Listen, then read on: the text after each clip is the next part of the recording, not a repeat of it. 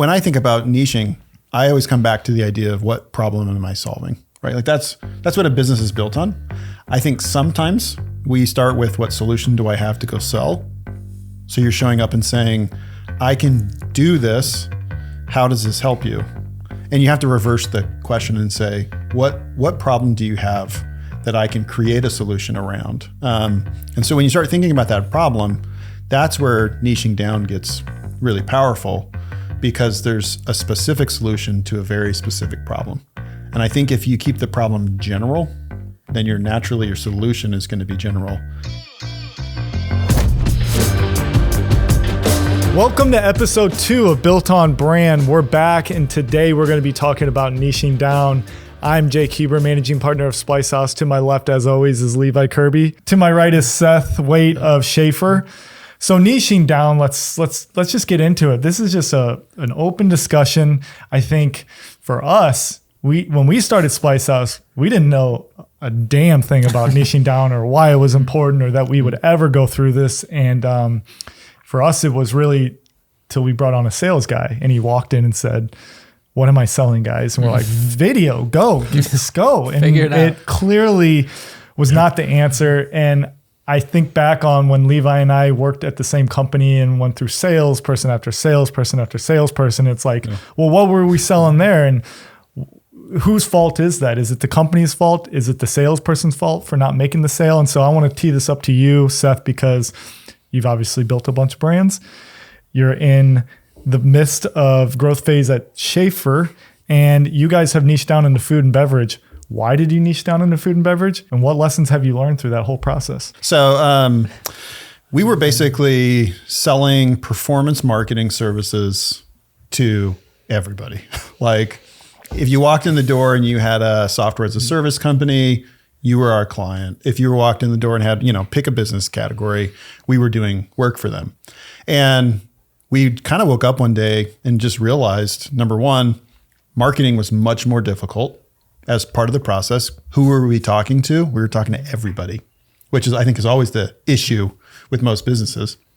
So everybody was our potential customer. And it meant that every time we pitched work, it was custom. And every time we tried to pull out something from our portfolio to show them the kind of work we could do, we were like adjacent to what they were asking for. It was always close, but not exact. And it led to just a really custom business. Everything about it, from day one marketing all the way through the sales and the delivery process and customer service, everything was unique every single time. And that gets really old. And it's hard to scale.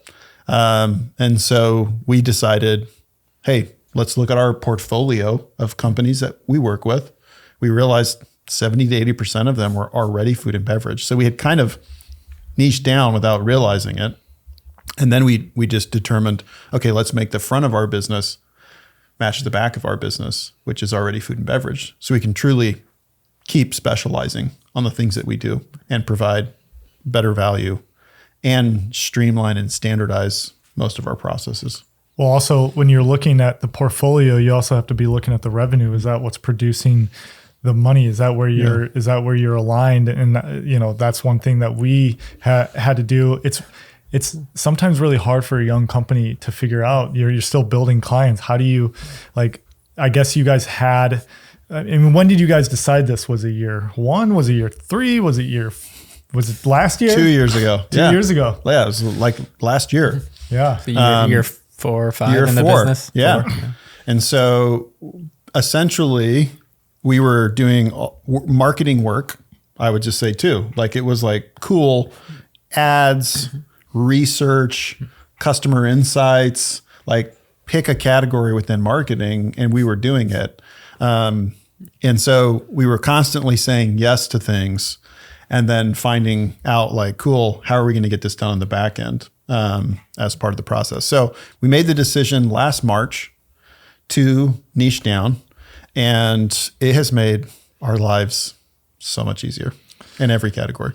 Do you think that and more profitable and more revenue? That's great. That's awesome. Yeah. Do you think that it's like, just to shift gear, how would a company even approach that if they're starting a business? Does it just have to take time for most companies to figure out where they're aligned, or can they jump right into it and say, this is where we're going in this specific category? Is it best to start that way? I would say best. Yeah. You'd save yourself a lot of time and money and frustration. Yeah. So when I think about niching, I always come back to the idea of what problem am I solving, right? Like that's what a business is built on. I think sometimes we start with what solution do I have to go sell? So you're showing up and saying, I can do this. How does this help you? And you have to reverse the question and say, what problem do you have that I can create a solution around? And so when you start thinking about that problem, that's where niching down gets really powerful, because there's a specific solution to a very specific problem. And I think if you keep the problem general, then your solution is going to be general. And we all get caught up in this idea of being opportunistic. So when we started, like Revenant a couple of years ago, previous business, there was a point where it was like, the business was running out of a library, like public library. And it was like, if you called us and said, hey, my copy machine's broken, one of us would have been like, we're heading your way, like, because at that point you're just like trying to keep the lights on, pay the bills, build up some kind of cash reserve. You're always understaffed. And so it takes work to say no. Mm-hmm. And your team always wants you to say no more. Mm-hmm. That's always the pressure operationally. But from a sales standpoint, you're always trying to say yes. And so there's this kind of choking point that becomes really powerful. Niching down helps you both in the sales side and the operational side get really tight. Yeah, I think for us, we never really thought about, we went into business, we knew video production, we could solve the problem. We wanted to create cool videos. We never once thought about the problems we were solving. I think I watched this video of Steve Jobs where he said, be obsessed with the customers and then work backwards from there. It's not, how do I fit this thing into their lap? So Levi, why was it so hard for us to niche down, even when we realized that it was time to do it? Yeah, well, I mean, piggybacking off of something Seth just said, it's like, I think we took a look at our revenue, right? And we were realizing that a lot of the work we were doing organically was event related and was kind of pointing us towards event, and we just didn't really realize it or like take awareness of it until we started having this niche conversation.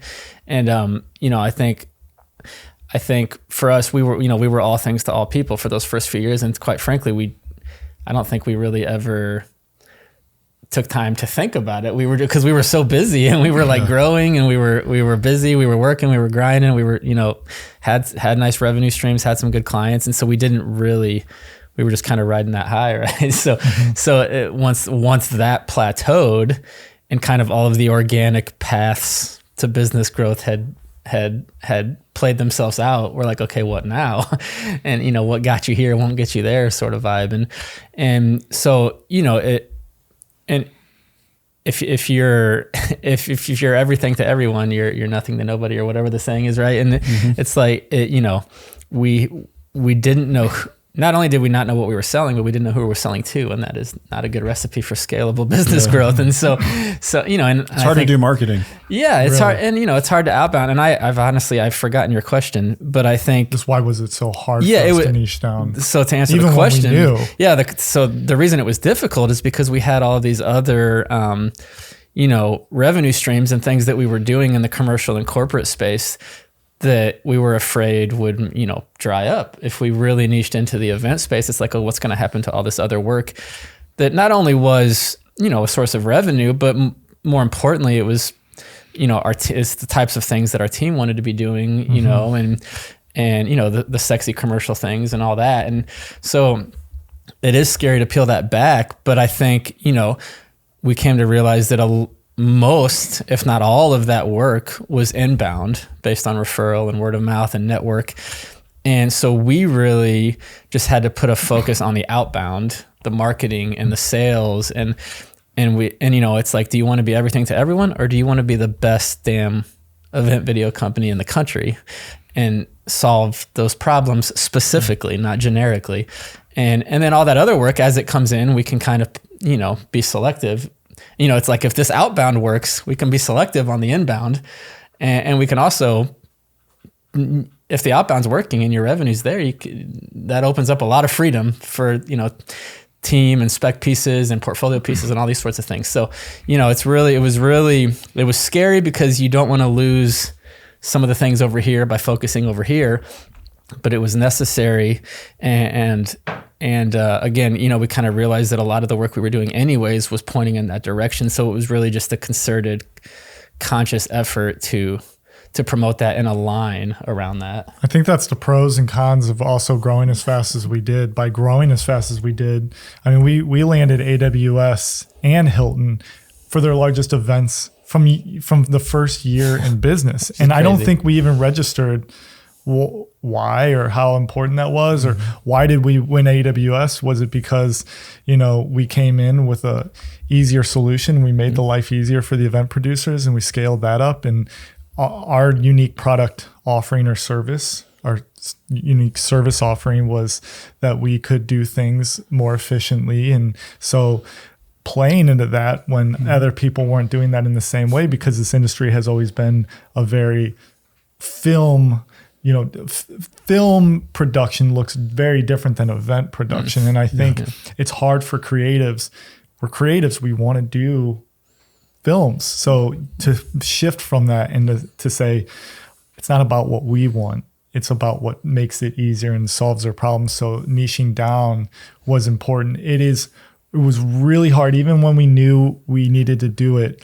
Taking some of that really sexy, great work off the website was it was a little bit of a stab in the gut. And it was just kind of like, how could we possibly do this? Are we just going to go out of business? And a funny thing happens when you still get outreached, because of all of our work was all referral based. So the fact that people who are coming and emailing us for jobs probably didn't even go to our website. Totally. And we're saying, hey, do you have an example of this video? Which we might still have that. It just might not be on the website because our website is event related and focused, which helps because it aligns the entire team, but also it's just so much easier to market now that we just did this really fully this year. I mean, last 6 months. Right? Last 6 months. And it's not over. Like you're going to keep going, tightening and tightening. But it's, and I'm all about rate of implementation. So the minute we decided,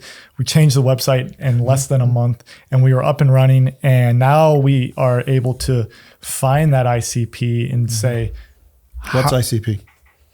Good call. Ideal client profile. Ideal client profile. So the ideal or customer profile. So the ideal customer, we can go find them and say, we're here to solve your problems. Like we have solutions to those problems, and then we can just really grow and be really great at that one thing. So and I would piggyback that when you're talking about the AWSs and the Hiltons of the world. These are Fortune 100, 200 companies. If you look and sound like everyone else, no shot you even get a conversation. So it's like, what we kind of grew to realize that when we were all things to all people, our website was reflective of that.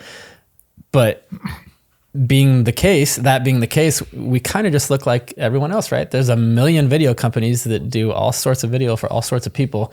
And a lot of it's sexy and there's a lot of good artists out there. And it's like when you're dealing with high profile, targets like that, you have to stand out. And we were never going to stand out being everything, but the best damn event, team around, we can market that, and you can get in front of the right people with the right strategies and the right relationships when you're focused, hyper focused like that. And I would say too, I think how you talk about yourself and who you are, oftentimes you're already niche down from the start. Like you didn't get AWS and Hilton because when they saw you, they already saw in their mind, here's somebody that has a decade plus of experience doing this work. They've got all of these capabilities. And I think sometimes what happens is we just have to match those two things because people see our experience and our background or meet our team and have these conversations. And they've already decided how they think they're going to use you and what you're good at. And sometimes your branding just needs to like your website and everything needs to match Reinforce what that. it is that everyone is already seeing, right? Because AWS is going, oh, these are guys that have done this before and have all of this experience. Your website might not have been focused on it yet. And so when you align those two things, I think that's where like the magic happens.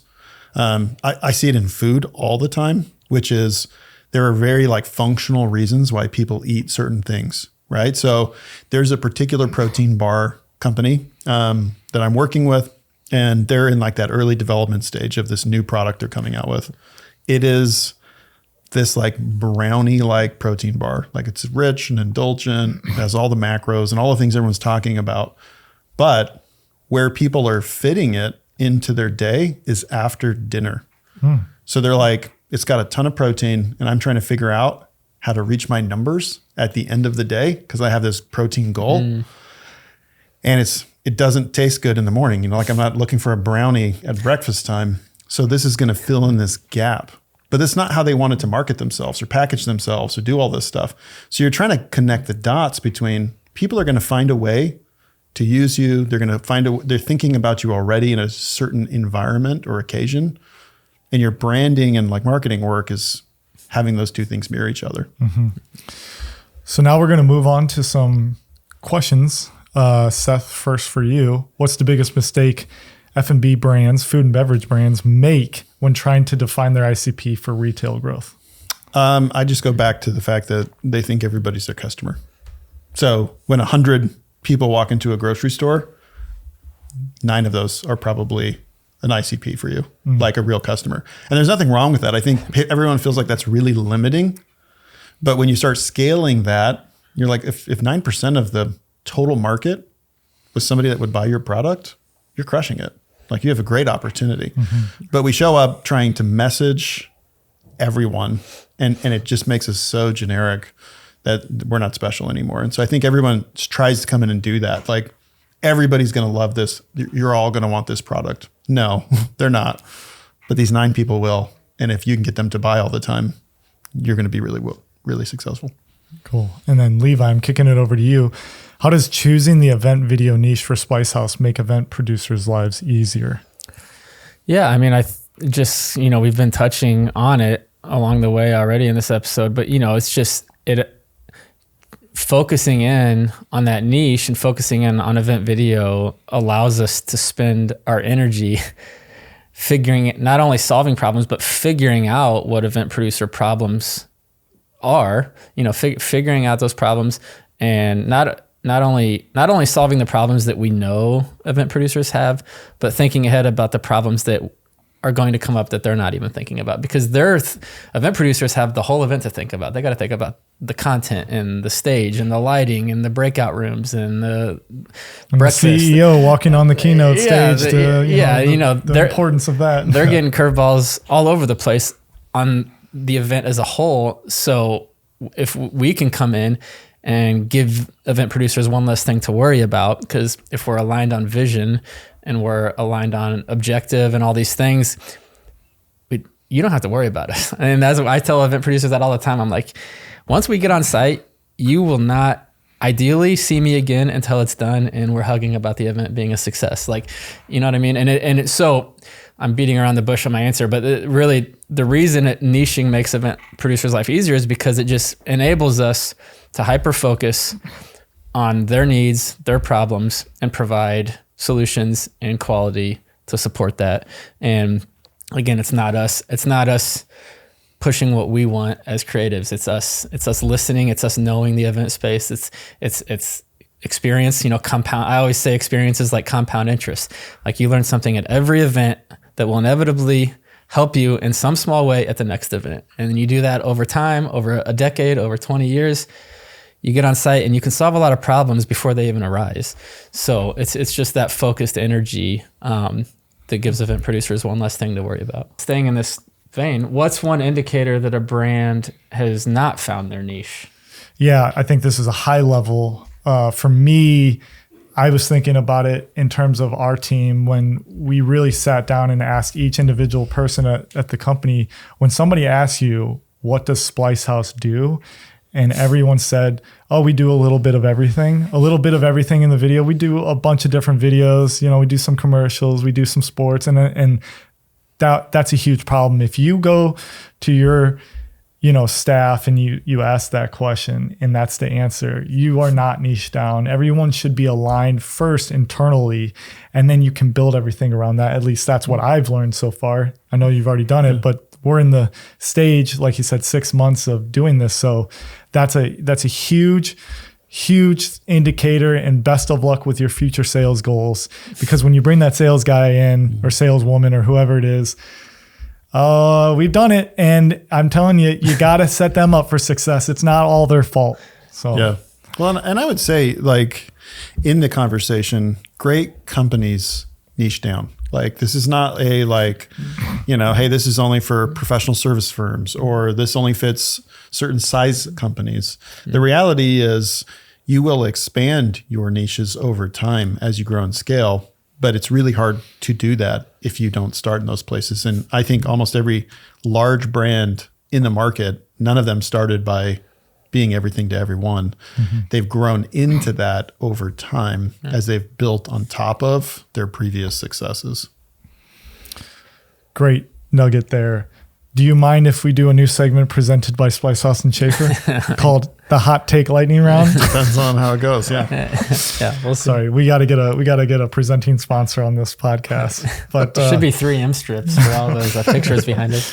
But this hasn't even gone live yet. So, Seth, we're gonna run a few questions, quick, rapid fire. You're gonna answer them as quickly as possible. Better to win 10 true fans or 100 casual buyers? 10. All day. Why? Kingpin strategy. If you can knock down the smallest group or segment, and they're the most influential, that's what you always want to go after, passionate people, they will go influence and connect all the other segments and groups after that. So awesome. That's how you get a strike. Harder niche to crack, retail shelves or online DTC, direct to consumer? They're hard in different ways. Direct to consumer, you are literally competing for every single customer, every single time. So I think that's really challenging. I think it's harder than retail, because retail, you got to go convince a buyer. But once you're on shelf, you can build a marketing campaign around who's shopping at Walmart versus Whole Foods. Everything's pre-segmented for you, where direct to consumer has that. So what's one category where founders niche too fast and choke growth? I don't think there's a scenario where you can niche too fast.